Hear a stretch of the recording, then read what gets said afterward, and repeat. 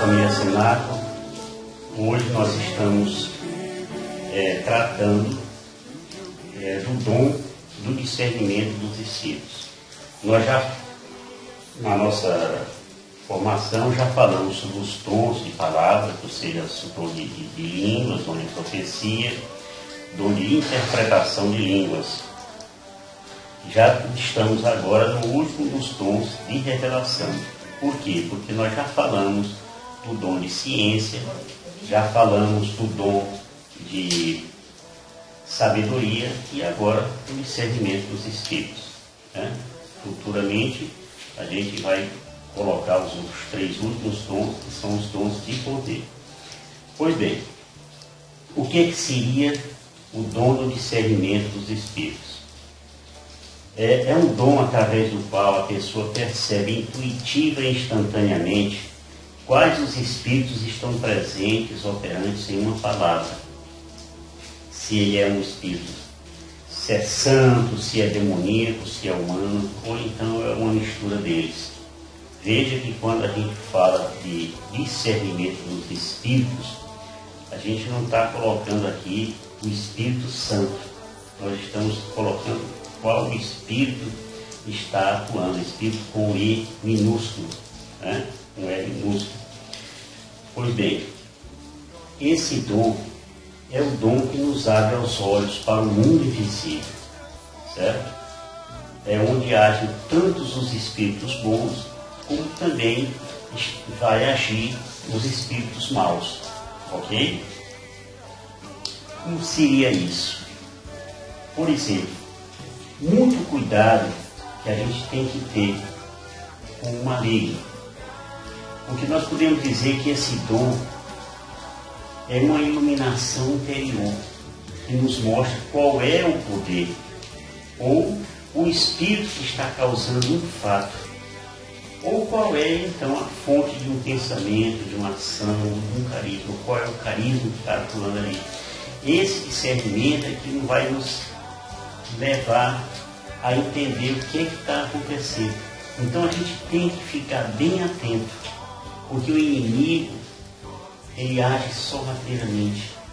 Ele fica ali te rodeando, esperando uma fraqueza sua, fraqueza minha, fraqueza de quem quer que seja. Uma oportunidade para impingir a sua ação em nosso ambiente de trabalho. Uma oportunidade para causar um tumulto na nossa família, em qualquer lugar em que a gente esteja. Então, qual é a nossa defesa? É a defesa do Espírito Santo. Porque ninguém tem por si mesmo o discernimento. Mas esse discernimento a gente tem que conseguir através do Espírito Santo. Você pode estar se perguntando, mas o Espírito Santo, sim, eu estou falando do Espírito Santo, aquele que vem em nosso auxílio, para saber qual é o Espírito que está atuando naquele momento. Aqueles Espíritos que eu acabei de falar, se é um Espírito Santo, se é um Espírito demoníaco, se é um Espírito humano, certo? Coisas desse tipo, tá ok? Por exemplo, um bom discernimento é necessário demais, porque muitas vezes o inimigo se disfarça em anjo de luz. Se você verificar em 2 Coríntios, no capítulo 11, no versículo 14, 2 Coríntios, capítulo 11, versículo 14, vai dizer o quê? O que não é de espantar, pois se o próprio Satanás se transfigura em anjo de luz. Então, Pedro, na primeira carta dele, no capítulo 5, no versículo 8, ele vai também dizer: seres sóbrios e vigilantes, porque o diabo, vosso adversário, ou seja, o nosso adversário, anda em derredor, como um leão que ruge, procurando alguém para devorar. Então a gente tem que, muitas vezes, quando se vê diante de uma situação, tentar discernir qual é o espírito que está atuando naquele momento, naquela situação. Entendeu? Naquela situação. significado do discernimento. Então, se você me perguntar o que significa discernir, então discernir do hebraico makar, e também a gente pode colocar o grego diakrinô ou diacrisis, que significa distinção, separação, julgar, fazer distinção, fazer uma separação, ou seja, saber o que está atuando, você saber separar, você saber julgar. Discernimento, essa palavra vem do latim, né? Do latim discernere, que significa separar, distinguir. A mesma coisa, né, que veio lá do grego e do hebraico. Tá certo? Por exemplo, essa palavra vem o substantivo discrétio, que inicialmente quer dizer a capacidade de discernir, ou seja, a faculdade que a gente tem de distinguir o joio do trigo, por exemplo, só para dar um exemplo, né? A capacidade que a gente pode ter de distinguir aquilo que é para o bem e aquilo que é para o mal, tá certo? Aquilo que você ouviu e que a pessoa que lhe transmitiu estava tentando passar uma coisa boa ou então estava tentando passar uma coisa má, maligna, né? E o inimigo usou essa pessoa para isso. Então, a gente tem vários tipos de discernimento. Dentre esses tipos de discernimento, a gente tem o discernimento divino, a gente tem o discernimento humano, né? A gente tem o discernimento reflexivo, que a gente usa a palavra bom senso. A gente tem o discernimento doutrinário, a gente tem o discernimento carismático, o discernimento vocacional, o discernimento profissional. Esses são os tipos de discernimento que a gente tem. É uma formação que ela é muito menor que a dos outros, do que as outras formações que nós já passamos, porque no fundo ela quer dizer isso, que você tem que compreender aquilo que veio na sua mente. Vamos supor, você está atendendo uma pessoa, você está rezando, orando por uma pessoa e de repente lhe vem uma palavra. Discernir, separar o que significa aquela palavra, para que você não tenha um aconselhamento errado, para que você não use um remédio inadequado, um discernimento para saber se o que aquela pessoa a quem você está atendendo, se essa pessoa lhe diz uma coisa, uma finalidade de resolver um problema, ou se uma finalidade para lhe confundir. Não vamos esquecer aquela carta de Pedro que diz que o inimigo está andando ao redor. E lá em Coríntios está dizendo que até mesmo Satanás se veste de anjo de luz. Então vamos ter muito cuidado. O discernimento dos Espíritos é um discernimento para você se conduzir ao se deparar com uma determinada situação.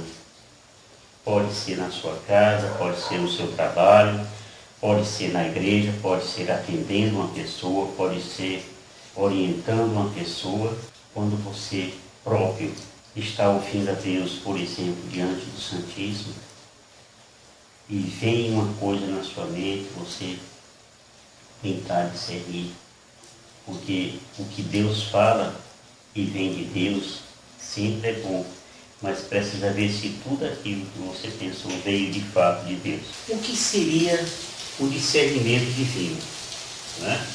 Aproveitando essa nossa chuvinha aqui gostosa, vamos lembrar daquela passagem de Samuel, no livro de Samuel, quando Samuel era uma criança e ouvia aquela voz, Samuel, Samuel, tal, e ele sempre se dirigia para Eli e dizer o que estava acontecendo, né? Por que ele estava lhe chamando. Então, na terceira vez, Eli disse para Samuel: Senhor, vai e torna a deitar. E se ouvires que te chamam de novo, tu vais responder: fala, Senhor, que o teu servo escuta. Essa passagem está em 1 Samuel, no capítulo 3, nos versículos 8 e 9. Está certo? E é o discernimento divino. E o que seria o discernimento humano? Vamos nos valer de Provérbios, no capítulo 3, versículo 16. Todo homem prudente age com discernimento, mas o insensato põe em evidência a sua loucura. Certo? Então, você é batizado, meu irmão, você recebe esse dom. Então, você tem todas as condições de saber se um fogo queima ou se um fogo esfria. Você tem toda a condição de saber se aquilo que vai sair da sua boca vai provocar um tormento na vida de alguém ou não. Então esse é um discernimento humano.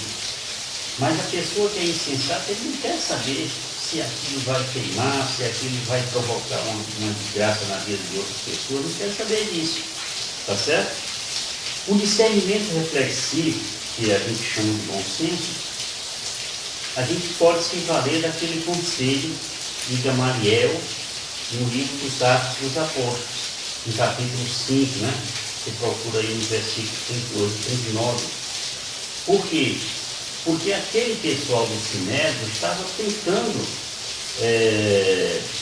prender, estava tentando maltratar, estava tentando bater, açoitar, né? Até matar aqueles seguidores de Jesus. Jesus já tinha ressuscitado, Jesus já tinha ascendido, então a turma estava evangelizando, né? Ia para o templo e estava havendo perseguição. Então, num determinado momento, eles se reuniram e Gamaliel teve esse bom senso, né? Que é chamado Conselho de Gamaliel. Se o seu projeto, ou seja, o projeto ou a sua obra provém de homens, por si só, ela se destruirá, mas se provier de Deus, não podereis desfazê-las. E aí, alerta o pessoal do Sinédrio: pois vos arriscaríeis a entrar em luta contra o próprio Deus. Tá certo? Ou seja, ele usou o bom senso. Por quê? Porque naquela época, e antes de Jesus, já tinham acontecido coisas de gente que estava dizendo que era o Messias. E assim que aquilo ali, que o líder daquela rebelião era morto, todo o restante se dispersava e nunca mais se ouvia falar naquilo. Certo? Teve pessoas antes de Jesus que se diziam que era Messias. Mas logo em seguida da sua morte se desfazia tudo aquilo, e com Jesus estava sendo diferente. Então Gamaliel disse isso, né? Se é coisa dos homens, pode deixar que ela se acaba naturalmente. Mas se é de Deus, não adianta vocês lutarem contra isso, porque vocês vão entrar em luta com Deus, tá certo? O discernimento doutrinário, o que seria, né? Então, a gente vai atrás da carta a Timóteo. São Paulo escreveu a Timóteo, e no capítulo 3, nos versículos 16 e 17, Paulo vai dizer para Timóteo, né? Porque Timóteo estava assim, vamos dizer assim, preparado para aquela missão, para ser bispo, para ser uma liderança, né? Naquela região. Então ele disse: olha, toda a escritura é inspirada por Deus e útil para ensinar. Aí o discernimento doutrinário, você vai atrás da palavra de Deus para poder, por ela, ensinar as pessoas. Então ela é útil para ensinar, ela é útil para repreender, ela é útil para corrigir as pessoas no rumo que elas estão tomando, ela é útil para formar na justiça. Então, por ela, o homem de Deus se torna perfeito. Por quê? Porque está seguindo a orientação de Deus. E está também capacitado para fazer qualquer boa obra. Porque se você começa a fazer uma boa obra em nome de Deus, mas não quer nem saber do que está na Escritura, as suas coisas vão ter um fim bem rapidinho. Tem também o discernimento carismático vocacional. Né? Nesse discernimento vocacional se dá quando nós mergulhamos no amor e na misericórdia do Senhor. Né? E ali nós percebemos que nós somos infinitamente amados, né? Que desejamos ardentemente retribuir todo o amor que o Senhor nos tem dado. E isso se dá a partir desse encontro pessoal com o nosso Senhor Jesus Cristo. Tem até uma musiquinha que eu sempre lembro dela, lembro muito, era no meu início da renovação, e poderei retribuir ao meu Senhor por tudo aquilo que Ele tem me dado. Né? Pois é, tem até aquela passagemzinha, quanto a ti, vem e segue-me. Né? É um discernimento carismático vocacional. O discernimento profissional, a gente poderia ver em Mateus 6, no versículo 24 a 33, que vai dizer o que? Ninguém pode servir a dois senhores, porque ou odiará um e amará o outro, ou se dedicará a um e desprezará o outro. Não podeis servir a Deus e a riqueza. Em algumas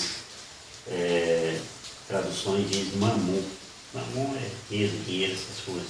Né? Mamon, inclusive, era um deus que na mitologia grega era o Plutão, era o deus da riqueza, certo? Então, buscar em primeiro lugar o reino de Deus e a sua justiça, e todas essas coisas nos serão dadas por acréscimo. Né? Tem até um ditadozinho que diz que tem gente que é tão pobre, né? Que é tão pobre que tudo que tem é o dinheiro. Qual é a responsabilidade dos líderes carismáticos, de todo esse movimento carismático? É discernir as manifestações carismáticas. Essa é uma responsabilidade de líderes. Você que é líder ou vai ser, né? Qualquer outro líder carismático, Roberto, Padre Nilton, pessoas, né? Os coordenadores de grupos de oração. Então ele tem que discernir as manifestações carismáticas. Ele tem que usar o discernimento em todas as ocasiões, porque ele está lidando ali com um rebanho que Deus lhe confiou. Ele tem que ensinar todo esse rebanho a discernir também, porque senão essas ovelhas vão começar a fazer doidice. Né?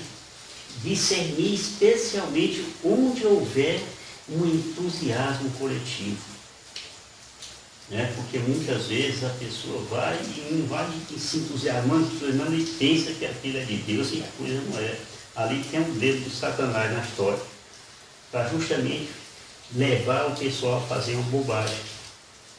Então esse dom do discernimento dos Espíritos, ele é super necessário nas orientações pastorais, certo? Na percepção da ação de Deus e na sua vontade de Deus. E ele serve para examinarmos se os Espíritos realmente são de Deus. Né? Para a gente não cair e fazer loucuras. Certo? Na primeira carta de João, no capítulo 4, vai dizer o quê? Versículo 1 e 3.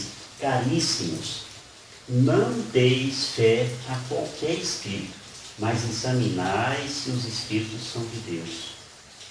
Porque muitos falsos profetas se levantaram no mundo. Nisto se reconhece o Espírito de Deus. Todo espírito que proclama que Jesus Cristo se encarnou é de Deus. Todo espírito que não proclama Jesus, esse não é de Deus. Mas é um espírito do anticristo, de cuja vinda temos ouvido. E já está agora no mundo. Ou seja, João, já naquela época, advertia contra o anticristo, os falsos profetas, e já advertia a todos nós, para que a gente estivesse discernimento, para que a gente examinasse os espíritos, para ver se eles de fato são de Deus ou não. E quais seriam as nossas dificuldades em relação a esse dom? Pessoas que discernem Satanás em todo lugar. Né? Em todo o mundo ele acha que é Satanás que está fazendo, que é Satanás que está acontecendo, que é Satanás que está fazendo isso, que está fazendo aquilo. Ele não consegue ver outra coisa. Ele vai fazer uma pregação e ele fala 500 vezes o nome de Satanás e uma vez o nome de Jesus. Cuidado, né? É tentar caminhar depressa demais no Espírito. Procure a formação, não se apresse não. Não se apresse não, porque se você se apressar demais, você vai tropeçar e vai levar tanta queda, tanta tropeção, tanto então que você vai quebrar a cabeça. Vai devagarinho. Não digo devagarinho com preguiça não, com tibieza não. Eu digo vai devagar para ouvir, para aprender. Né? Mas se você é uma pessoa que tem preguiça de aprender porque acha que já está demais, cuidado. Talvez seja aí a vez de Satanás botando você para correr, que é para você ter uma ocasião de queda. Alguns fatos, né? Por exemplo, Isaac é uma figura do Antigo Testamento, é o filho de Abraão. Né? Então Isaac, ele tinha 2 filhos, Jacó e Esaú. Jacó comprou a progenitura de Esaú, mas precisava da bênção do velho Isaac. E ali, vocês vão ver isso aí no livro de Gênesis, no capítulo 27. Isaac não reconheceu. Por quê? Porque as mãos de Jacó estavam peludas iguais às mãos de Esaú. Moisés também. Moisés precisou do discernimento que foi dado ali pelo seu sogro Jetro, né? Ele, num determinado momento, estava tão assoberbado com tantas coisas, com tantos problemas, e todo mundo só vinha a ele, né? E chegou um momento que ele estava sem condições de dar atenção às pessoas. E conversando com seu sogro lhe deu aquela ideia, né? Que está em Êxodo, no capítulo 18, pelo versículo 24, que diz que Moisés ouviu o conselho do seu sogro e fez tudo o que ele lhe tinha dito. Qual foi o conselho? Olha, você pega aí uns anciãos e coloca esses anciãos para ficarem responsáveis por tais e tais coisas, por tantas e tantas pessoas, né? E você fica responsável apenas por aqueles casos mais importantes. E Moisés seguiu esse conselho. É um caso de discernimento, não é isso? Quando a gente vê que Satanás se transfigura num anjo de luz, a gente viu isso na 2ª carta aos Coríntios, que o próprio Satanás se transfigura em anjo de luz. Então tenha muito discernimento com essas pessoas que chegam para você e começam a lhe colocar coisas na sua cabeça, colocando um contra o outro, tumultuando o ambiente, trazendo fofoca, né? Aliás, todo fofoqueiro é um mensageiro de Satanás, é uma coisa terrível. Então, tenha muito cuidado com esse tipo de gente, certo? Porque ele não constrói, ele apenas luta para destruir aquilo que poucas pessoas estão construindo. Nós temos também o exercício do dom do discernimento dos espíritos. E como é que seria esse exercício? Nós precisamos do conhecimento básico da palavra de Deus, né? Meu irmão, a gente se convença que você tem que ter um mínimo de conhecimento da Bíblia. Pelo menos um mínimo, porque tem gente que não sabe nada. Além de ter esse conhecimento, você ter docilidade ao Espírito Santo. Então, porque assim você vai estar se constituindo num terreno cada vez mais próprio para uma semeadura. Deus está precisando de você para fazer essa semeadura também, mas você também é um terreno. Colocar a sementezinha e essas sementes precisam de dar frutos. Então, discernir sempre segundo os ensinamentos de Deus. porque com certeza isso vai gerar um fruto. Bons frutos. Certo? Uma árvore boa, ela não pode dar frutos ruins. Nem a árvore ruim vai dar frutos bons. Isso está em Mateus 7,18. Não vai dar de jeito nenhum. Então, que tipo de árvore você está sendo? Que tipo de árvore eu sou? Então, Lucas 13,8 diz: somos a árvore e somos o jardineiro. Senhor, deixa-o ainda este ano, que eu vou cuidar dela. Lembra dessa passagem? Aquela árvore que não estava dando fruto, eu não vou, deixa aí que eu vou regar, vou limpar em volta, e ela vai dar fruto. Nós somos isso. Nós precisamos ver que quando uma pessoa, um irmão, não está dando fruto, porque também ele deve estar precisando de uma podazinha, tá certo? Então a gente, em vez de condenar logo, a gente procura dizer assim, não, deixa um tempo aí. Aliás, o Roberto tem falado sobre essa questão de pastoreio. Quantas pessoas não estão com problemas e a gente nem sabe, né? E de repente essa pessoa cai muito no rendimento dele e a gente só critica. São Pacômio, por exemplo, um eremita, nasceu no Egito em 292 e morreu em 348. Então Satanás uma vez disse para Pacômio: eu sou o Cristo que vem a ti, meu servo fiel, para visitar-te. Ele não experimentou assim aquela paz, aquela coisa, porque quando Deus chega, era um sentimento de paz. Ele sentiu inquietude e afastou-se logo daquela visão e disse assim: afasta-te de mim, diabo, porque tu és maldito e maldita é a tua visão. Isso aí para ver que aqueles elogios enganosos muitas vezes não são sinceros. É de gente que vem para ti e te faz mil elogios para te elevar a tua soberba, e você cai no laço de Satanás. Então eu agradeço a vocês essa oportunidade de segmento do Espírito. Dos Espíritos é a sexta formação dos dons, né? Então nós encerramos os dons de palavra, encerramos agora os dons de revelação, e na próxima formação a gente vai entrar nos dons de poder.